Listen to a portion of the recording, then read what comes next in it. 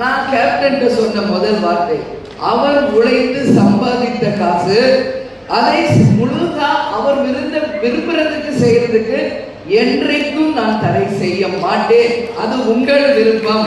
நீங்கள் உழைத்து சம்பாதித்தை உங்க ஆத்மா திருப்திக்காக நீங்கள் செய்கின்ற உதவிகளை உங்களுக்கு துணையாக இருந்து நான் சப்போர்ட் பண்ணுவேன் ஒழிய எந்த காலத்திற்கும் நான் அதை தடை செய்ய மாட்டேன்னு சொல்லியிருக்கேன். அது மாதிரிதான் ஆரம்பத்துல இருந்து இன்னைக்கு வரைக்கும் நாங்க வாழ்ந்து காட்டியிருக்கிறோம். Marriages are made in heaven அப்படின்னு சொல்றதுக்கான உண்மையான அர்த்தத்தோடு நாங்க வாழ்ந்திருக்கிறோம். அதுதான் உண்மை. இன்னைக்கு கலாச்சாரம் என்கின்ற ரீதியில் என்னென்னவோ நடந்துட்டு இருக்கு. திருமணமான கொஞ்ச நாள்லயே எல்லாம் டிவோர்ஸ் பண்றாங்க. அதெல்லாம் எனக்கு பார்க்குறப்போ உண்மையிலே ரொம்ப மனசுக்கு கவலையா இருக்கு. ஈவன் எல்லாரும் திரையுலகள் பிரபலங்கள் நான் என்ன சொல்றேன், ஒரு ஹஸ்பண்ட் ஒய்ஃபுக்குள்ள நல்ல புரிதலும் விட்டு கொடுக்கும் மனப்பான்மையும் இருந்தால் அந்த வாழ்க்கை இந்த உலகத்தை விட ஒரு சிறந்த ஒரு வாழ்க்கையாக நிச்சயமாக அமையும் என்பதில் மாற்று கருத்தே கிடையாது.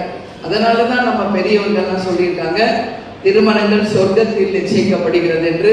கேப்டன் அப்போ உச்ச நட்சத்திரம். அப்பவே புலர் விசாரணை படம் ரிலீஸ் ஆகும்போது தான் அவரை நான் கல்யாணம் பண்ணேன். ஸோ அவர் 92nd மூவின்னு நினைக்கிறேன். அப்பதான் நான் கேப்டன் மேரேஜ் பண்றேன். அவர் பிறந்து வளர்ந்தது எல்லாம் மதுரை, நான் பிறந்து வளர்ந்தது எல்லாம் வேலூர் மாவட்டம். சுத்தமா எங்களுக்குள்ள எந்த ஒரு கனெக்ஷனுமே கிடையாது. அப்போ கடவுள் பார்த்து இணைந்து வைத்ததா